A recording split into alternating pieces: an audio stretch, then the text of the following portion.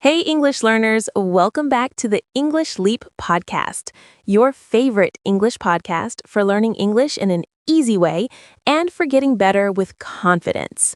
I'm Erin. And I'm Evan. It feels so good to be here today. We're really happy you came to listen. Yeah, let me ask you something. Have you ever finished a day and thought, oh no, where did all my time go? Oh, yes, many times. You wake up, you run around, you answer messages, you help people, and at the end of the day, you just feel empty. You worked so much, but you don't feel like you got anything done. Exactly. And it's so easy to blame ourselves, right? We think, I'm lazy. I don't try hard enough. But wait, the truth is, it's not always about being lazy. Yeah, that's true. I remember a few years ago, I was so stressed. I had big dreams. Get better at English, do well at work, spend time with family. But I always said I don't have time. Oh, I get that. And that's the trap. We believe time is the enemy, but time is not the problem.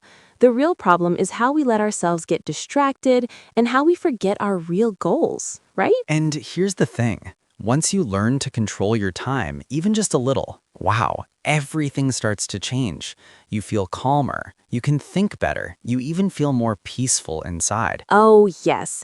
And before we jump deeper into today's topic, I want to remind our listeners of something exciting. Yes, at the end of this episode, our friend Crystal will guide you through a special vocabulary breakdown.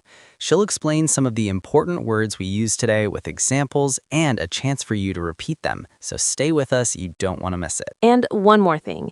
If you'd like to practice more after listening, we've prepared a free PDF guide with questions to test your understanding, grammar practice, and vocabulary exercises. You can find the link in the description below this episode. That's right. We made it simple for you to keep practicing, so make sure to check it out after you finish listening. And now, back to our main topic.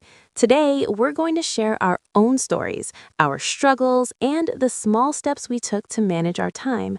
Nothing too big or complicated, just real things that actually worked. Yeah, and listen, if you often wait until the last minute or if you feel like you can't stay on track, this episode is for you. Because we've been there too. And trust me, if we could change, you can too.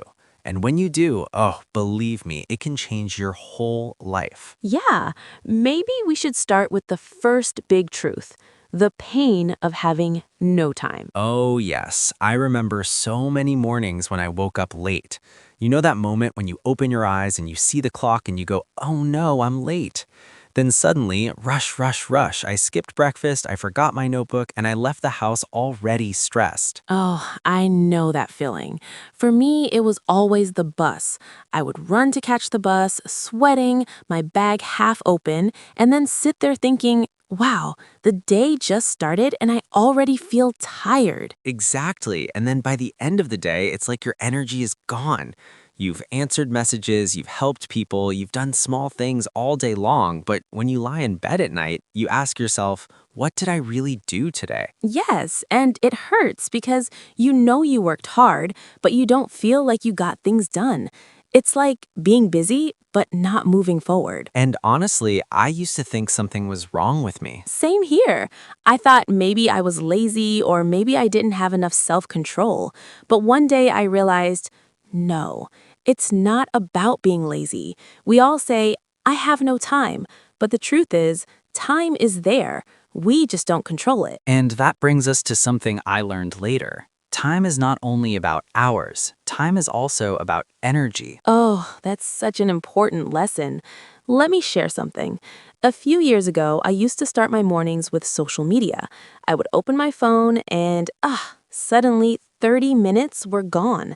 I was reading news, checking other people's lives, comparing myself, and even though I had the whole day ahead, my energy was already low. Yes, me too. I had a habit. First thing in the morning, I would check my emails. I thought it was smart, but it was not. I would see 10 emails, problems waiting for me, and suddenly my brain was full of stress before I even brushed my teeth. Oh, yes, I know that one. And then the whole day feels heavy. Even if you have 8 hours, it feels like only 2. Exactly. So here's what I believe now. Where your energy goes, your time follows. If you give your best energy to your phone or your inbox, you lose it. But if you give it to something meaningful like studying, creating, or exercise, the whole day feels different. Oh, I love that. And it's so true. The way you spend your first hour shapes the next 10 hours. And speaking of energy, there's another thing that used to steal all of mine. Always saying yes. Ah, yes, the power of saying no. That one changed my life too. For me, it was work. My colleague would ask, Aaron, can you help me with this report? And even though I had my own deadline, I would say yes. I wanted to be nice, but in the end, I was tired, late with my own work, and honestly, a little angry at myself. Oh, I get that. For me, it was social invitations. Friends would ask me to go out, dinner, shopping, little events, and I didn't want to disappoint anyone. So I said yes, yes, yes. And then I got home late, my English practice was skipped, my reading was skipped, and I felt guilty. Right.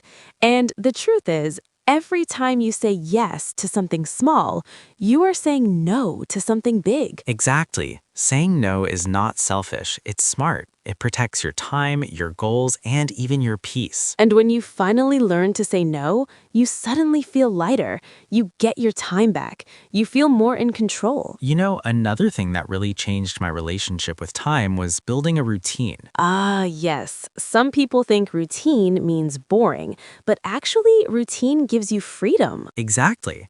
For example, I started a simple morning routine. Wake up, drink water, stretch a little, and then practice English for just 15 minutes. At first, I thought, oh, this is too small, it won't help. But wow, after a few weeks, I felt completely different. I had the same experience. I used to wake up late and just rush into the day. But when I created a small routine, like reading 10 pages of a book before checking my phone, it gave me peace. It was like telling myself, I'm in control, not the world. Yes, and the funny thing is, when you have a structure, you actually feel more free later because the important things are already done, right? Without a routine, your day controls you. With a routine, you control your day. That brings us to another lesson. Don't plan too big. Use small blocks of time. Oh, yes. I used to plan huge schedules, study for 3 hours, write for 2 hours, and guess what? I failed almost every time. Oh, me too. I remember writing in my diary, tomorrow I will do everything. Study English, clean the house, cook, finish work, call friends, and of course, I did maybe one or two things and then felt guilty. Exactly. But when I started working in small blocks, like 25 or 30 minutes, things changed. For example, I told myself, Aaron, just focus on English vocabulary for 25 minutes. And guess what? After 25 minutes, I felt good. Sometimes I even did more because I was already moving. Yes, that's the secret. If you can focus for 30 minutes, you can change your day. And if you can change your day, you can change your life. It's like climbing a mountain. You don't jump to the top. You take one small step, then another. Speaking of steps, here's something powerful I realized. Your time is a mirror of your goals. Oh, that's deep. Explain that. Okay, so once I said English is my top goal, but when I looked at my time, I was watching TV for 2 hours, scrolling social media for 1 hour, and practicing English for maybe 10 minutes. That's when I understood my real goal was TV and social media. Ouch. But you're right. I did the same with fitness. I always said health is important, but when I looked at my schedule, I was sitting all day, eating fast food, and never exercising. So my real goal was convenience. Exactly. So if you want to know your real goals, don't look at your words, look at your time. That's powerful.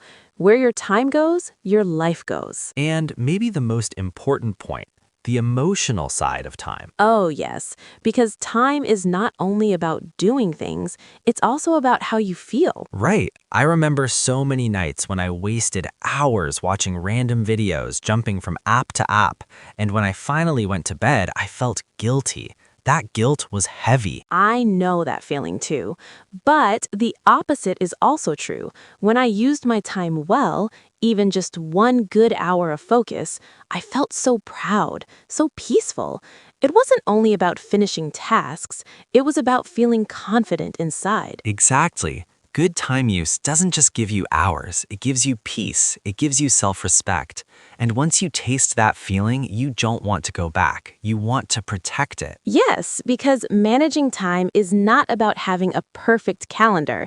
It's about building a life where you feel calm, confident, and in control. That's a powerful way to say it. And I hope our listeners can take these lessons and really use them in daily life. Absolutely.